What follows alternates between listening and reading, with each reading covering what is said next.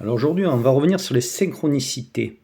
Parce qu'il y a beaucoup qui se posent des questions. Et là, on va voir les synchronicités d'après le psychiatre Carl Gustav Jung. Donc, je me suis intéressé parce que moi, j'ai vu beaucoup de synchronicités et d'autres effets psychiques. Et Carl Gustav Jung est le célèbre physicien prix Nobel Pauli, qui lui a déréglé aussi les appareils, les ont étudiés.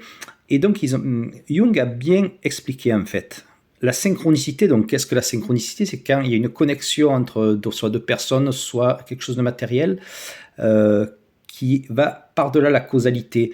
Et il explique bien que souvent, et moi aussi je l'ai vécu, c'est quand il y a une émotion intense, l'émotion intense, alors à ce moment-là, il y a un abaissement du seuil de la conscience, il n'y a plus de rationalité. Et au moment où la conscience s'abaisse, c'est un peu comme dans un rêve, émerge l'inconscient.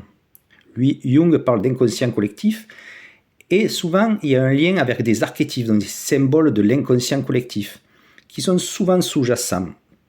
Donc c'est un lien souvent irrationnel, il n'y a pas de rationalité, c'est carrément acausal, qui a lieu quand vraiment il y a un relâchement du psychisme, et ça émerge de l'inconscient. Donc la synchronicité pour Jung, ce n'est pas matériel, c'est un lien de sens, une connexion acausale qui est pleine de sens, il y a une émotion, un rêve, une vision, et un événement extérieur.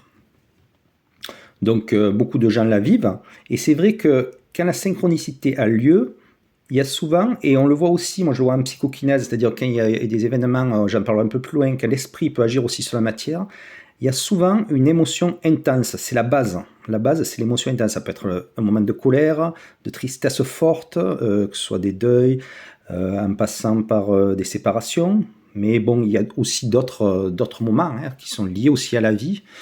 Et donc, quand l'abaissement de la conscience a lieu, il émerge donc un symbole qui peut être archétypal, ça peut être des chiffres, ça peut être un lien avec une personne aussi. Il y a d'abord l'événement extérieur donc, qui apparaît, mais il y a bien souvent un sens caché dans la synchronicité. Mais ce qu'il faut voir, donc, c'est qui est le plus important, c'est qu'il y a vraiment l'abaissement du seuil de conscience et c'est l'inconscient qui parle. Et une fois que l'inconscient a pris le dessus, on rentre dans un autre monde en fait. Et il n'y a plus de causalité, on n'est plus dans le rationnel, on est vraiment dans quelque chose d'énergétique, quelque chose de vibratoire. Et le sens, on le trouve, c'est un peu comme un chemin de vie. Donc ça, c'est selon les explications de Jung. Moi, je rentre dedans, je parle aussi d'état vibratoire, de connexion. Donc là, y a-t-il un sens, une logique? Nous, on est très rationnel, donc on réfléchit en sens. Donc ça va au-delà. Je pense qu'il ne faut pas vraiment réfléchir en tant qu'humain. Il y a vraiment une connexion qui se fait, qui est acausale et sens du relationnel. En plus, moi, j'ai vu bien souvent qu'il y avait aussi le lieu. Entre ça, je l'ai vu dans les effets psychiques sur les psychokinèses. Le lieu a une grande importance. Le lieu, l'environnement peut jouer aussi. Mais la base des départs, c'est une émotion intense qui fait abaisser le seuil de la conscience et qui fait émerger quelque chose de l'inconscient collectif. Ça, c'est ce qu'il faut bien retenir pour toutes les synchronicités. Souvent aussi, c'est quelque chose que les gens attribuent ça au hasard. Mais ce n'est pas du hasard parce que bien souvent, la personne qui la vit, le sens est très important, c'est plus du hasard, ça a un sens profond, la synchronicité a quand même un sens profond pour la personne qui vit la synchronicité. C'est-à-dire que vu de l'extérieur, oui, ça peut vous sembler anodin, mais celui qui vit la synchronicité, il sait que ce n'est plus du hasard. Donc il y a une communication, c'est comme s'il y avait une communication qui se faisait avec cet inconscient et qui relie deux êtres, l'être et la matière, ça peut être de l'énergie.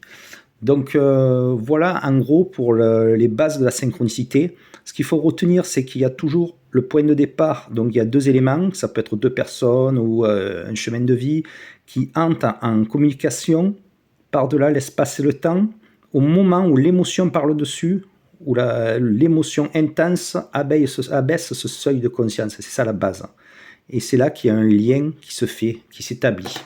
Après, en sous-jacent, Jung parle d'inconscient collectif, c'est-à-dire que dans la première synchronicité, nous on voit en fait la première partie, c'est-à-dire une réponse à une question qu'on se pose, un lien entre deux personnes,